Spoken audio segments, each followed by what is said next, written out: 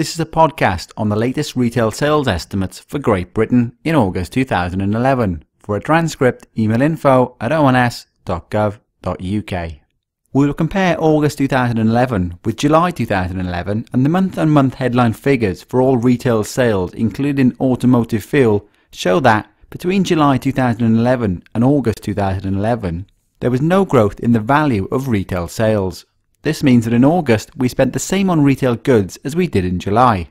However, this figure includes price movements, which can either go up or down, and we estimate the price of goods within the retail sector to have increased by 0.8% between July and August. So when we remove the effects of this price deflation, we find that over the same period, sales volumes actually decreased by 0.2%. This means that we were buying 0.2% less in August than we were in July.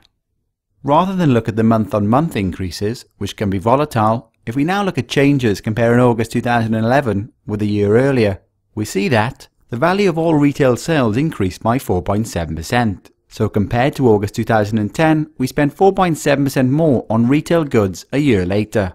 But again, this estimate includes price movements, which since August 2010 have included a rise in the rate of VAT, although this rise is not applied to every good we purchase. The estimated price change is also an increase of 4.7% on the year. When we remove the effects of price movements, we find that between August 2010 and August 2011, there was no growth in the volume of retail sales. So we are buying the same amount of retail goods compared to a year earlier, but because of price changes, spending more on these goods. We will now look at the differences between the different retail sectors and how they contribute to the change in sales volumes for the whole retail sales sector in Great Britain.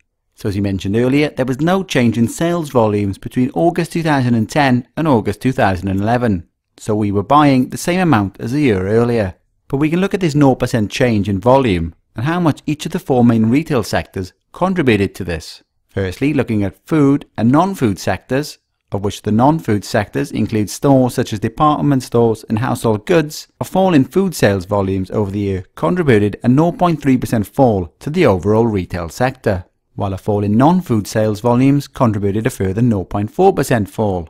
So these two sectors combined contributed a fall of 0.7%. Now looking at non-store retailing, which includes sales on the internet, and also looking at automotive fuel, these two sectors acted to push up the overall retail sector. Non-store retailing contributed 0.6% and automotive fuel 0.1%. So combined together, a 0.7% increase. So adding the four sectors together, we have the minus 0.7 contribution from the food and non-food sectors and the plus 0.7% contribution in non-store retailing and automotive fuel, giving an overall change of 0% in sales volumes over the year.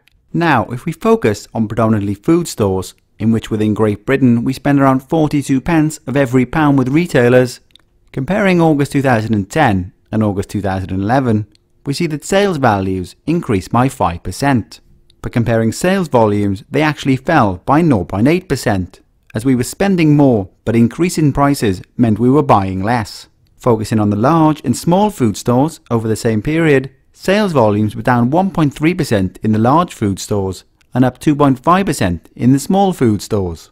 Finally, we will focus on internet sales and the percentage of all retail sales excluding fuel in Great Britain that was bought online since 2006. Here is the line, and we can see they have been steadily increasing from 3% in November 2006 to 9.6% in August 2011.